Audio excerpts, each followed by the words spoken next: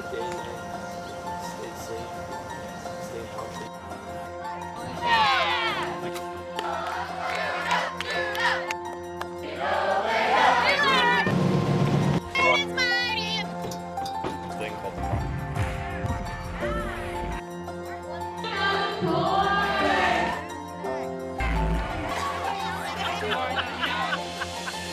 It was something that kind of brought me to tears halfway through the week when I realized just holding somebody's hand or giving a piggyback ride is just a piggyback ride, but to them it's like they look up to you so much. And you know, halfway through the week they started to come up to us and be like, "Miss Emma, I want to accept Jesus into my heart." And like the fact that the Lord got to use me as an instrument in that was really, really cool. It just was like, this is ministry in its purest form. Seeing the camp double in size and the staff almost double, and seeing that many people serve or willing to serve Christ to give up their whole summer is just something that's absolutely amazing. Working together towards a common goal, that's something really special about that. I do what I do at camp because of how much I grew and what camp meant to me as a kid, and how camp and Camp Carl specifically changed my life and shaped me into the woman of God that I am today. And just the relationships that I built with my counselors as a kid are relationships that I still have to this day, and I want to be that person for any of these kids and for any of these girls that I get to be with this summer. My main takeaway from this summer is that when I feel like I'm not able to do something that God is calling me to do, God will give me the strength to do it. And that won't be so that I can take any credit, but just so that His name can be glorified, and so that we can see just how powerful He is to use ordinary people like us to do extraordinary work.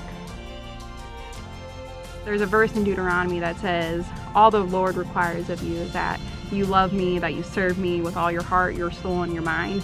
So that's just been really encouraging in the fact that the things that I do, whether if it's something small that doesn't seem to necessarily have value in a worldly sense, like organizing a closet, that if I'm doing it in a way that is loving and glorifying to who God is, and I'm striving to do that well, like God is in the midst of that, and that's all He requires of me to do. There is just an atmosphere here of care and servanthood that like pushes you in certain ways that you don't get normally. And people aren't just like pushing you, everyone is pushing towards a goal of just helping these kids discover Christ in a different way, or maybe for the first time. We're so focused on what is God telling us to do with this ministry, not what do we want to do with it. We want kids to come and they feel loved, and that's very, very biblical, and we are okay with telling people that, and we're okay with saying, hey, we're going to follow God's design for this camp, not our own. I think I'm cautious to talk about fun all the time because Camp Carl is fun, and I think it's one of the most fun places on earth. In any job and in any ministry that you do, there will be fun things that we do and not so fun things that we do. And the job is hard, and I think what makes it worth it is not all the fun that we have, but the fruit of that fun. So what I'd say to anybody who would want to work here or would want to send their kids here, we have a lot of fun, but there's a purpose for the fun. And that's why we're here.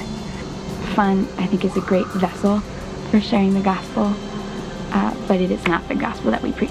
So I think that would be it. We love fun, but we love the Lord more.